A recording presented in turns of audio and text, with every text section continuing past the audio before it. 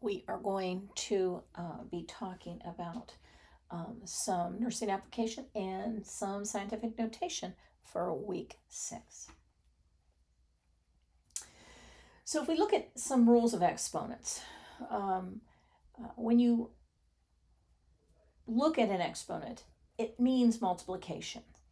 So if we are multiplying two things that have the same base, you're going to keep that base, you're going to add the exponents. So an example of that, if we have 2 to the third times 2 to the fourth, that is 2 to the seventh. So you notice the 2 doesn't change because technically we'd multiply 2 3 times, and then we're going to multiply 2 4 more times for a total of 7 times that we would use the number 2. Now dividing is different. Dividing, if the bases are alike and you are dividing, you still keep the base, but this time it's the subtraction of the exponent. It's always top or numerator exponent minus the denominator. So an example there, if we have 2 to the fourth over 2 to the third, that would be 4 minus 3, or 2 to the first. Now remember, if you have something to the first power, you don't necessarily need to write that power. If you have something that ends up being to the 0 power, that's always going to equal 1. And I think I addressed that coming up too.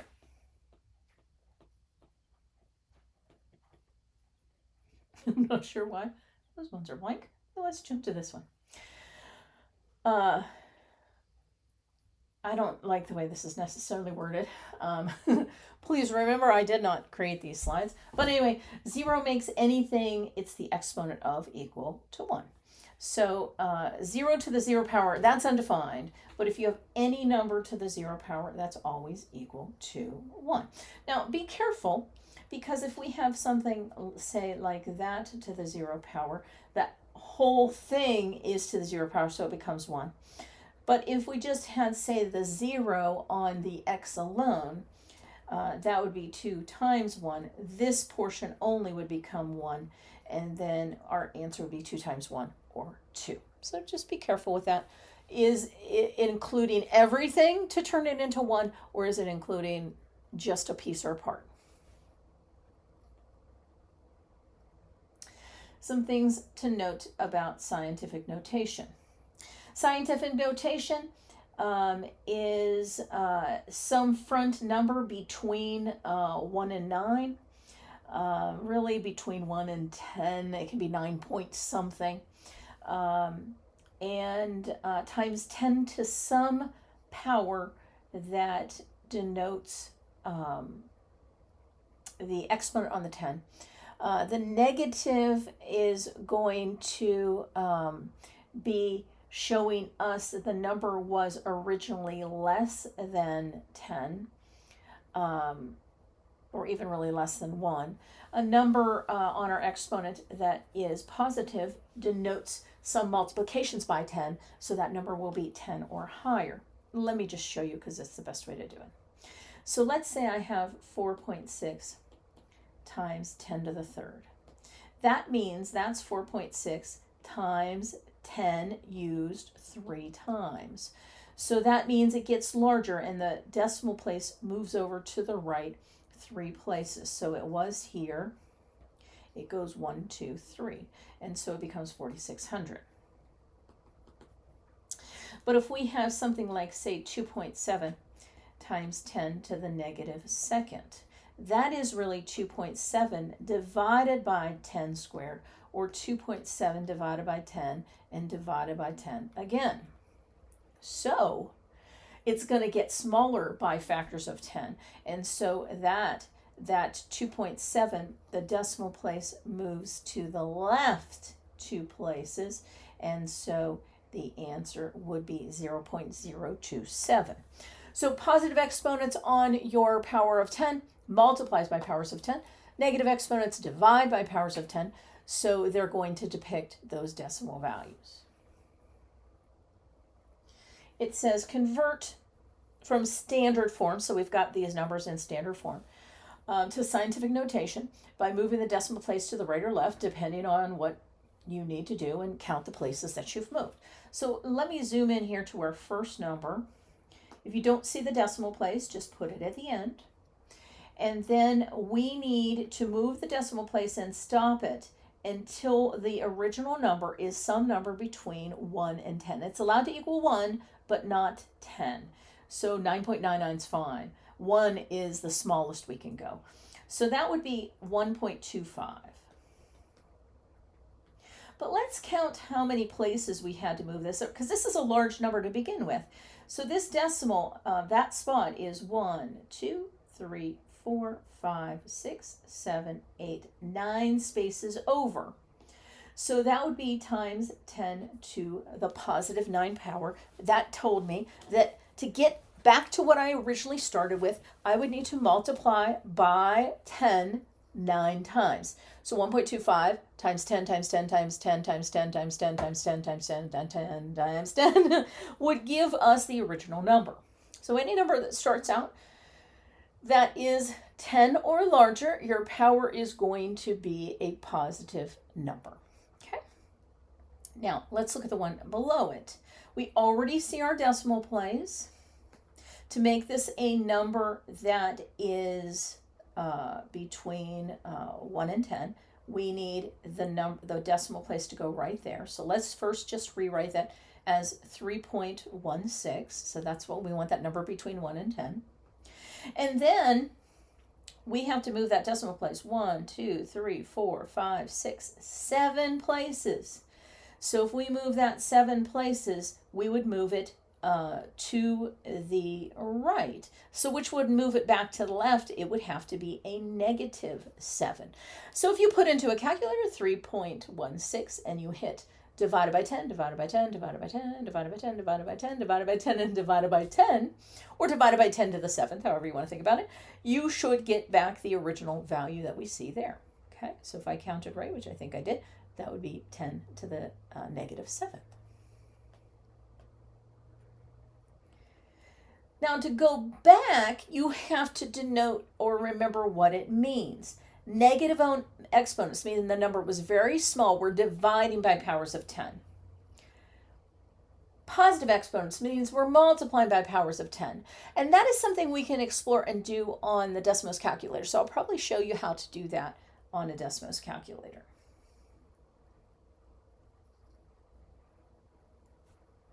Now, let's say we have two numbers in scientific notation that we would want to multiply. Let me just show you an example, because just them writing that, I don't know. But anyway, let's say that we have, and I'm going to show you a very easy example to get started so it kind of illustrates it. If we have 3 times 10, and we're multiplying that 2 times 10 to the 3rd, that is 300 times, sorry, jumping ahead there, 2,000, or 6 with 5 zeros. So 600,000 would be our answer. Now, let's follow our rules of scientific notation. We would multiply the numerical portions. 3 times 2 is 6. We would multiply the exponential portions. So those ones, that would be 10 to the 1st times 10 to the 3rd, which if the bases are like and you're multiplying, you add the exponents. That's really a 1 there. I have one of those, so that would be 10 to the 4th. 6 times 10 to the 4th is a 6 that follows, did I do that wrong? 1, 2, 3. Oh, yeah. I'm so sorry. 3 times 10 is 30. This is hot. So that would be, it's a good way to check your work, isn't it? That would be 4 zeros. There we go. It'd be 60,000. So those two should line up. So that is a way to check your work. Now, let's look at how we would do that, say, on the Desmos calculator. You can do 3 times 10 with no power on it, right? hit times again, and then I had 2 times 10 to a power of 3. And look over on the right corner there. It says your answer shows up on this side, on the right side there. The answer is 60,000. So you can enter in the original values. Now, if they wanted that answer in scientific notation, they would want 6 times 10 to the 4th. Otherwise, you would use that 60,000. When the product or quotient that doesn't result in a proper scientific notation, we will need to put it into that form. So let's go back and let me show you an example. And then hopefully that'll explain what the heck they're talking about. Let's say that we have, and I'm just going to do a simple one, 5 times 10 to the second times, let's go 3 times 10 to the second, okay? If we still do the same exact rule that we did before, we're going to multiply the 5 times 3, get 15. We're going to multiply 10 to the second times 10 to the second, which is 10 to the 4th. Keep the base, add the exponents. 15 times 10 to the 4th is not correct form. Now, why is that? Well, our front number has to be a number between 1 and 10. It can be 1, but not 10. Anything between 1 and 10. And so we're going to take the 15. We're going to ignore the 10 to the 4th. We're going to write 15 as 1.5 times 10 to the 1st. And then we will combine those two together. So that's what they mean by you have to have the first number to be in proper form. If it is not, convert it and then account for what you've got. So now it would be times 10 to the 5th. Now again, you could put into your Desmos calculator 5 times 10 to the second times 3 times 10 to the second. Your Desmos calculator would read that in correct scientific notation form. We would lead the decimal to 1.5. That is, sorry, that's so ugly. That is 5 decimal places over. So, remember, you have access to the Desmos calculator. Please be practicing it as you do your homework along the way. Make sure you're using that calculator to understand what limits it has, what things it can do so that it helps you. Dividing means we divide the two numbers and then subtract the powers. Now, again, I'm going to show you an easy example to kind of get us started. If we have, let's go 8 times 10 to the 6th divided by 2 times 10 to the 4th, okay? We're going to divide the original two numbers. 8 divided by 2 is 4. Then we're going to use our rules of exponents that says if the bases are alike and we're dividing, we keep the base. We subtract the exponents. 6 minus 4 is 2. Okay. Now you can put into Desmos. Now, you might want to use parentheses. Parenthesis 8 times 10 to the 6 divided by, it's going to go underneath it. You're going to put in 2 times 10 to the 4th, maybe put it in parentheses just to guarantee that it's right.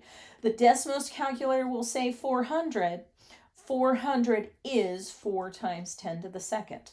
So it will not keep it in scientific notation form. And explore, maybe there's a way it does that I don't know about, but there you go. Let's look at an example. A solution contains 2.15 times 10 to the negative 4th milligrams of drug per milliliter. The client requires a dose containing 4.25 times 10 to the 7th milligrams. How many milliliters should be administered to the client? Okay, so let me just do one little switch to this. Can we make this a, okay, let's make this a positive 4. I know last time when I did this problem, the math just came out so wonky. Okay, so let's just do a little switcheroo here. I think this will help us.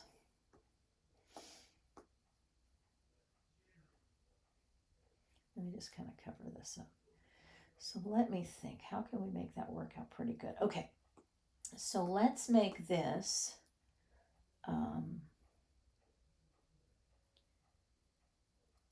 10 to the, let's go, sorry, I'm trying to, let's make that 10 to the second, okay? And let's make this,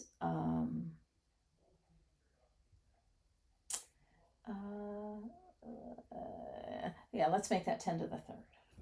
I think it'll work out okay, but I think it'll at least be at least more in the ballpark of something correct than what it originally was. Okay, so the client requires a dose containing 4.25 times 10 to the third. How many milliliters should be administered to the client? So I know that 2.15 times 10 to the second is milligrams, is in 1 milliliter. So if I want the patient to get 4.25 times 10 to the third milligrams, how many milliliters will that be? So that is our unknown. That is our question mark. Now, once we've set that up, okay, milligrams over milliliters equals milligrams over, in this case, we don't know the milliliters. To solve a proportion, once you set it up, that's the hard part. We're just going to cross multiply. And if we multiply 2.15 times 10 to the second times x, that's just 2.15 times 10 to the second x. Well, and 4.25 times 10 to the third times 1, anything times 1 is what we started with. There we go. And then to solve a proportion that has a number attached to the x, just always divide that number off. So 2.15 times 10 to the second divides into both sides. So that's why it's a division problem. So how do we do that division problem? Well, 4.25 divided by 2.15, let's do that. 4.25 divided by 2.15 is 1.977, okay? And then here, if the bases are alike and we're dividing, we subtract the exponents. We keep the base of 10. 3 minus 2 is 1, okay? So that would be 19.77 milliliters, which, if they wanted rounded to the nearest milliliter, would be 20 milliliters. Okay, so there's a little example of how scientific notation sometimes can be used in dosing in many things. Most of the time you're going to leave it, but that's just an exercise in setting up that proportion, and then also in doing the correct mathematics. You can do this in Desmos, do that division. If you're doing it on Desmos, I would suggest using parentheses. Okay, so there is a little bit of scientific notation for you. Thank you so very much for watching. I hope that helps with that. And if you need anything, just let me know.